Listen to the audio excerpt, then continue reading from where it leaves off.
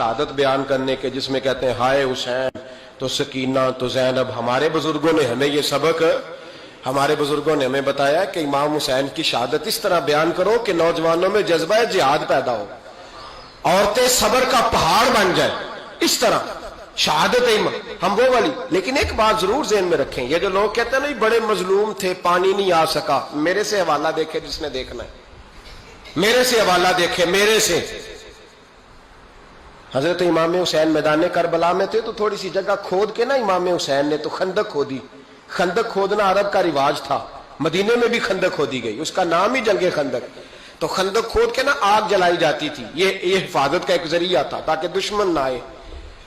तो इमाम हुसैन ने अपने खैमे के सामने खंदक खोद के उसमें आग जलाई ताकि पर्दा रहे, औरतों के पास को दुश्मन ना आए। तो एक शख्स सामने खड़ा होकर कहने लगा, हुसैन तूने दुनिया में ही आग जला ली है। माज अल्लाह सुम्मा माज अल्लाह कहने लगा, आगे तो आग मिलेगी, यहां जला ली है। तो इमाम हुसैन कहने लगे, मैं हुक्म देता हूं आग को कि तुझे अभी पकड़ ले। लोग कहते हैं मजलूम थे, मैं हुक्म देता हूं आग को तुझे अभी पकड़ ले। ये लफ्ज इमाम हुसैन ने कहे। मैं 3 किताबें तो मेरी लाइब्रेरी में अभी हैं जिनमें हवाला है, 3 कुतब से, और आज कल परसों की किताब नहीं, सैकड़ों साल पुरानी। जब कहा ना मैं हुक्म देता हूं, तो वो आदमी घोड़े से नीचे गिरा, घोड़े से नीचे गिरा, और घोड़े की रिकाब के अंदर उसका पैर उलझा। घोड़ा डर के इतना दौड़ा कि जाके उस आदमी को आग में फेंक दिया। इमाम हुसैन के सामने जल के मर गया। ये हुसैन इब्ने अली है, ये अभी हुक्म देते तो फरिश्ते अभी आ जाते, ये अभी बात करते तो सारी दुनिया की फौजें अभी इकट्ठी हो जाती, ये अभी हुक्म देते तो अभी आ जाते।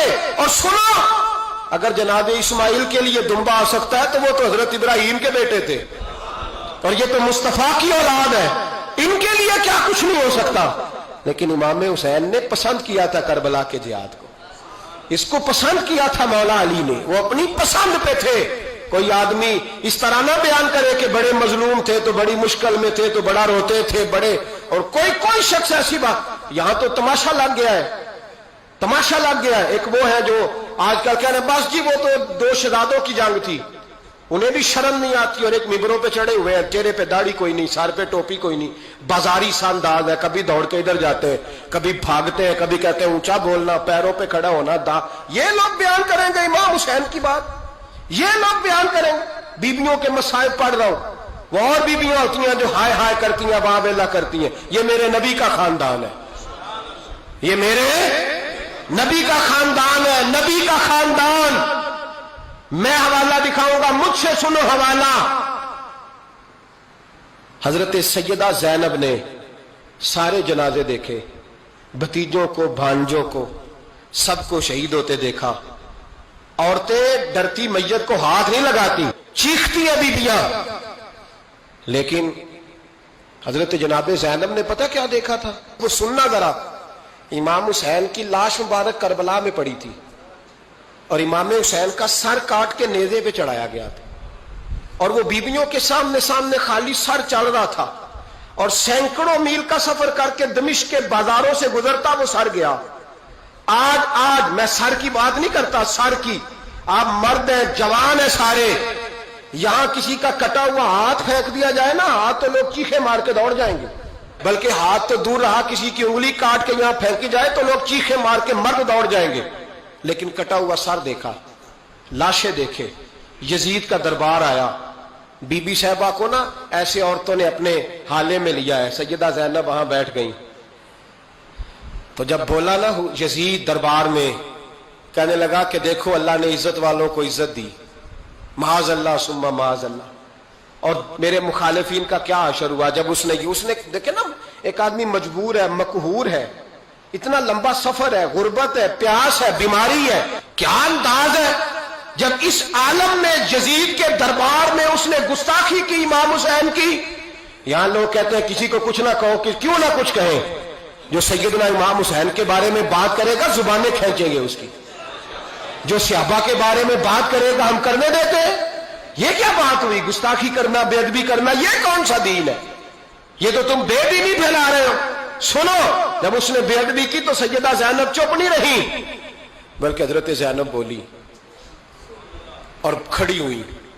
اور آپ نے تلاوت کی قرآن مجید کی اور آیتیں پڑھی، کہنے لگی وَتُعِزُّ مَن تَشَاءُ وَتُذِلُّ مَن تَشَاءُ بِیَدِکَ الْخَیْرُ، اور آپ فرمانے لگی یزید تو کہتا ہے تیرے مخالفین پسپا ہو گئے، تجھے عزت ملی۔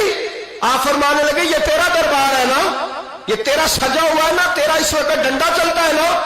فرمانے لگی چند سال ٹھہر جا، تیرے اوپر لوگ لعنتیں برسائیں گے، اور فرمایا جب جمعے پڑھے جائیں گے تو لوگ میرے حسین کے نام کے خطبے پڑھیں گے۔ فرمایا آج یہ تیرا دربار ہے نا۔ حضرت نعمان بن بشیر صحابی رسول تھے، وہ کہتے ہیں میرے قریب ایک نابینا صحابی بیٹھا تھا، سنو سنو حوالہ میں دکھاؤں گا۔ کہنے لگے میرے قریب اس وقت یزید کے دربار میں ایک نابینا صحابی بیٹھے تھے، جب بی بی زینب نے یہ بات کی نا تو وہ نابینا صحابی میرا ہاتھ پکڑ کے کہنے لگے نعمان علی آ گئے ہیں، یہ تو علی کی آواز ہے، علی آ گئے۔ جبریل امی بول رہے ہوں جیسے، حکمت کے گوہر رول رہے ہوں جیسے، دربار دمشق میں وہ زینب کا خطاب منبر پہ علی بول رہے ہوں جیسے۔ کہنے لگے علی آ گئے، علی، یہ تو علی کی آواز ہے۔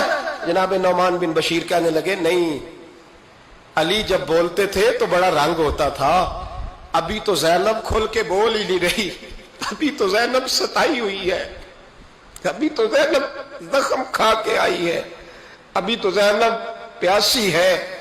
کاش زینب تر و تازہ ہوتی تو زینب خطبہ پڑھتی تو علی کی طرح گرجدار آواز نکلتی۔ یزید کے محل کانپتے، جبریل امی بول رہے ہوں جیسے، حکمت کے گوہر رول رہے ہوں جیسے، دربار دمشق میں بی بی زینب کا خطاب منبر پہ علی بول رہے ہوں جیسے۔ وہ مسکینوں کی طرح منتیں نہیں کر رہے تھے، ہائے پانی ان کا مزاج ہی نہیں تھا، بلکہ وہ دلیر لوگ تھے، دلیر، اور بر موقع بر محل بولتے تھے۔ یزید آیا دربار میں، جب یہ سارا قافلہ وہاں پہنچا تو یزید دربار میں آیا، اور جب وہ دربار میں آیا تو بادشاہوں کا طریقہ ہے، گاڑیاں، اب ہمارے بادشاہوں نے روٹر والی گاڑیاں رکھی ہوئی ہیں، وہ یوں یوں چلتی ہیں، شور ہوتا ہے پیچھے۔ اس زمانے میں کہا جاتا تھا با دبا ملاحظہ ہوشیا، پیچھے ہٹ جاؤ، نعرے لگنے لگے۔ تو یزید کا ایک ناخلف بیٹا امام زین العابدین سے کہنے لگا تیرا باپ کہاں ہے؟ دیکھ یہ میرے باپ دادا کے نعرے، دیکھ میرے باپ کے نعرے، تیرے کدھر ہے؟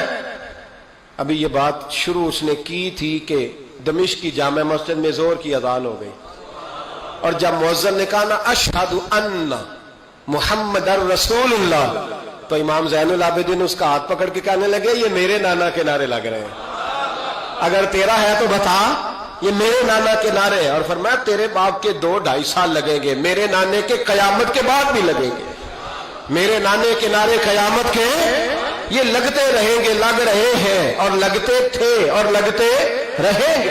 میرے بھائی یاد رکھو، دلیری، ہمت، پہلی بات ان سے پیار کرنا ہے، دوسرا ان کی ہمت، ان کا مقام دلیری کرنا ہے، ان کا کام ہمت کرنا ہے، ان کا کام ڈٹ جانا ہے، کمزوری دکھانا اہل بیت کا طریقہ ہوتی ہے۔ حضرت عباس کے بازوؤں میں درد ہوتی، جناب زینب پھر پریشان ہوتی ہیں کہ ہم تو اس بے حیائی کے خلاف لڑے اور امت ابھی یہ گند کر رہی، جو چوکوں میں کھڑا ہوتا ہے نا عورتوں کو تاڑتا ہے، وہ یزید کے طریقے پہ عمل کرتا ہے۔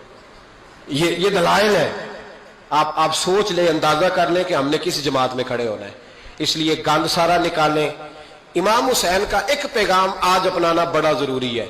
امام حسین نے سر سجدے میں کٹایا اور قرآن کی تلاوت نیزے کی نوک پہ بھی جاری رہی ہے، اس لیے آج کم از کم 10 نفل امام حسین کی سنت سمجھ کے ضرور پڑھیں گے انشاءاللہ۔